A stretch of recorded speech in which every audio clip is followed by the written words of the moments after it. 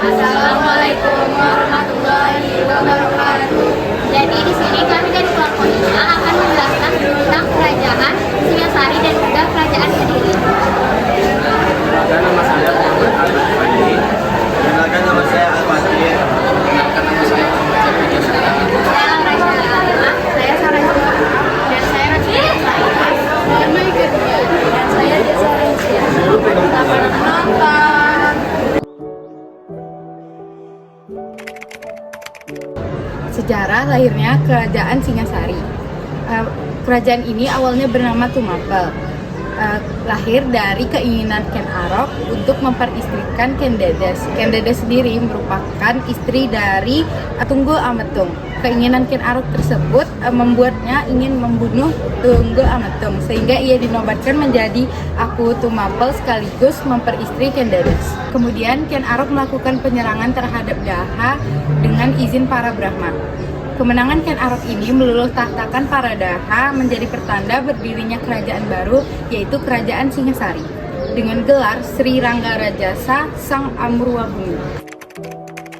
Selanjutnya adalah penjelasan mengenai letak Kerajaan Singasari. Kerajaan Singasari adalah kerajaan yang bercorak Hindu-Buddha yang terletak di Provinsi Jawa Timur. Kerajaan ini berada di Tumapel yang pada saat ini terletak di Kecamatan Singasari, Kabupaten Malang, Provinsi Jawa Timur.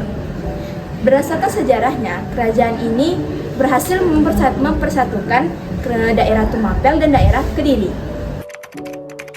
Selanjutnya adalah masa kejayaan Singasari. Mencapai puncak kejayaan pada masa pemerintahan Raja Kartanegara yang memerintah antara 1272 sampai dengan 1292. Kartanegara sendiri bergelar Maharaja Sri Kertanegara yang merupakan Raja Singasari terbesar kedua. Selanjutnya ada raja-raja yang memerintah kerajaan Singasari. Yang pertama ada Ken Arok. Ken Arok merupakan raja pertama yang memerintah kerajaan Singasari pada tahun 1222 hingga 1227 Masehi. Kerajaan Singasari didirikan oleh Ken Arok yang bergelar Sri Rajasa Sang Batara Amurwabhumi pada 1222 Masehi. Kedua ada Anusapati. Anusapati merupakan raja yang memerintah kerajaan Singasari pada tahun 1227 hingga 1248 Masehi. Setelah membunuh Ken Arok, Anusapati menggantikannya sebagai raja kerajaan Singasari yang kedua. Selanjutnya ada Tohjaya. Tohjaya merupakan raja yang memimpin kerajaan Singasari pada tahun 1248 Masehi. Tohjaya naik tahta menggantikan Anusapati sebagai raja ketiga kerajaan Singasari. Pada masa pemerintahannya yang hanya berlangsung beberapa bulan, terjadi pemberontakan oleh orang-orang Rajasa dan Sinelin. Selanjutnya ada Wisnuwardana. Wisnuwardana ini merupakan raja yang memerintah kerajaan Singasari pada tahun 1248 Masehi hingga 1272 Masehi. Wisnuwardana ini dinobatkan sebagai raja kerajaan Singasari dengan gelar Sri Haya Wisnuwardana. Yang terakhir ada Kertanegara. Kertanegara ini merupakan raja kerajaan Singasari yang memerintah pada tahun 1272 hingga 1292 Masehi. Kertanegara adalah putra dari Ranggawuni yang berhasil mengantarkan kerajaan Singasari menuju puncak kejayaannya. Dan selanjutnya adalah penyebab keruntuhan kerajaan Singasari. Kerajaan Singasari berawal konfliknya dari Raja Kartanegara dengan Jayakatwang dan Arya Wiraraja. Jayakatwang merupakan keturunan dari Raja Kediri.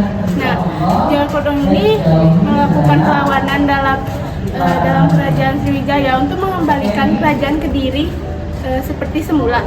Dalam perlawanan ini, Jayakatwang dibantu oleh Arya Wiraraja dan akhirnya kerajaan ini jatuh kepada Jayakatwang.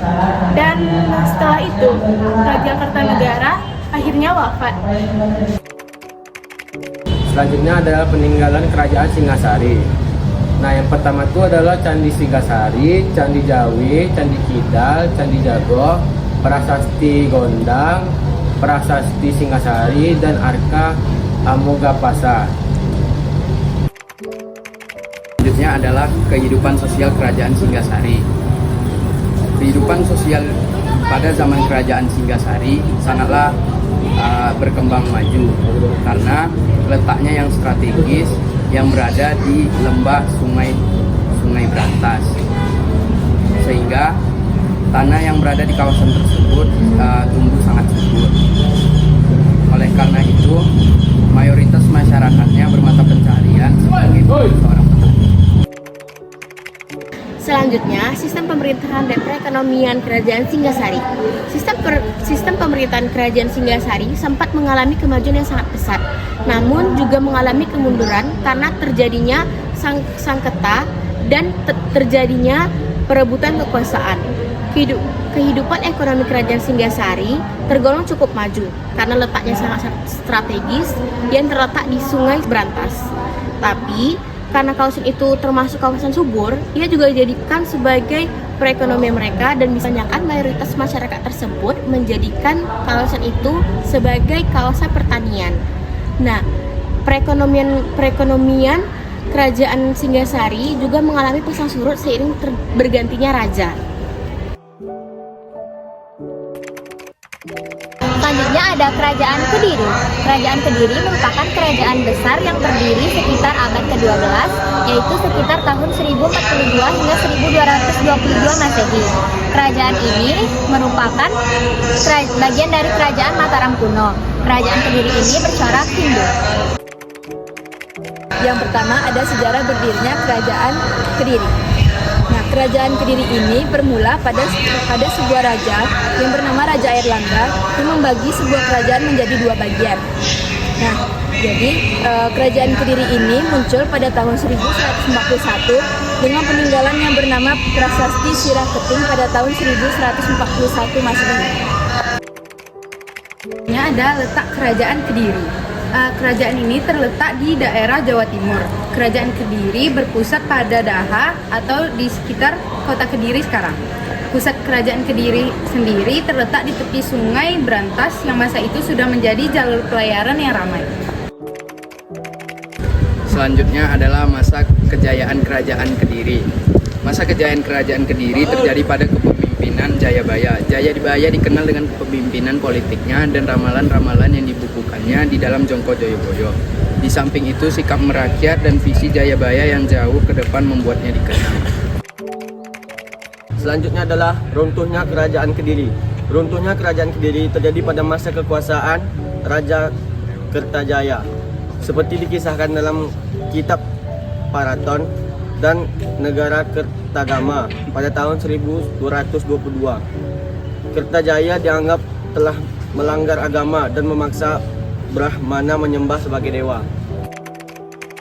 Selanjutnya ada prasasti-prasasti peninggalan Kerajaan Kediri. Yang pertama ada prasasti Sirah Keting, berisi pemberian hadiah pada rakyat oleh Raja Jayawarsa. Yang kedua ada prasasti Tulungagung dan Kertosono, berisi permasalahan keagamaan yang ditulis oleh Raja Babeswara pada 1117 sampai 1130 Masehi. Raja-raja Kerajaan Kediri beserta masa pemerintahannya. Nah, yang pertama adalah Sri Samarawijaya. Itu masa pemerintahannya dari tahun 1042 sampai tahun 1051. Nah, yang kedua ada Sri Jitendrakara. Itu masa pemerintahannya dari tahun 1051 sampai tahun 1112. Nah, yang ketiga ada Sri Bameswara. Itu masa pemerintahannya dari tahun 1112 sampai tahun 1135. Nah, yang terakhir ada Jayabaya, yaitu masa pemerintahan dari tahun 1135 sampai tahun 1159. Sekian video penjelasan kami. Terima kasih.